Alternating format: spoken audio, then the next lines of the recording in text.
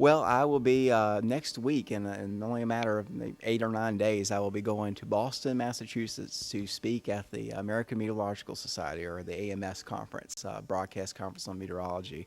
It's a big honor for me. It's also something that's kind of made me a little bit nervous too, because I've never done anything like this before. But I will be speaking in front of the whole world and telling them about a weather event that took place at my house in Franklin County that I was able to capture on time lapse, and then I went back and researched that a little bit more, and kind of bringing my results to the table on that. So it's kind of exciting.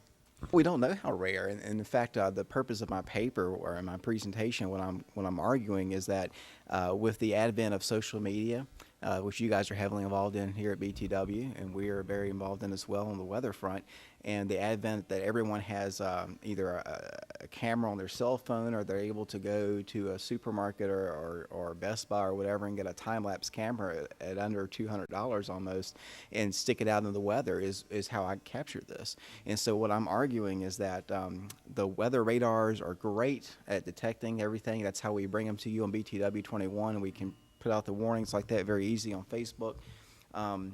What we're trying to point out is that in combination with actual field camera work, when you can time-lapse that, you put everything into a new dimension. And for research purposes, like if we want to go back and see a storm in Henry County, if we just stuck a camera out the window and time-lapse those coming through and actually looked at the images that we're getting off those, that what seems like it may be rare may be actually more common than we originally thought. So we may be about to turn the page on discovering smaller forms of weather, which is what I picked up, was a very small rotation that the radar would not even see, and that's probably a lot more common than we actually originally thought. Or not, we weather guys and weather people, we all meteorologists, we all talk to each other. We all follow each other on Twitter, on Facebook, and we actually all compare forecasts and things like that.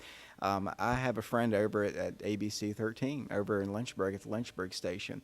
Sean Sublett's a meteorologist over there, and we worked together in Roanoke at one time, and we've stayed in close contact with each other. And he saw the day that I posted the YouTube link of my time lapse. He saw that and said, "You know what? The AMS conference is coming up," and this was back in February. He said it's coming up in August, and they need some speakers at that. They need some good speakers, good topics, and I think this would be a good thing for you. And I honestly didn't think I'd have a shot at it. You have to apply even to the AMS and argue why you should even be allowed to come up and talk. And he's been up there before, and he helped me kind of get nestled in, and his name's actually on the project as kind of a sponsor. So they've kind of backed me on this, and you guys are helping me out as well, getting me up there financially and giving me some help because I need all I can get up there. So it's a lot of fun. I'm just really excited about it. I'm a lot nervous at the moment. It's starting to hone in on me, but when I get up there, I think it's going to be a lot of fun.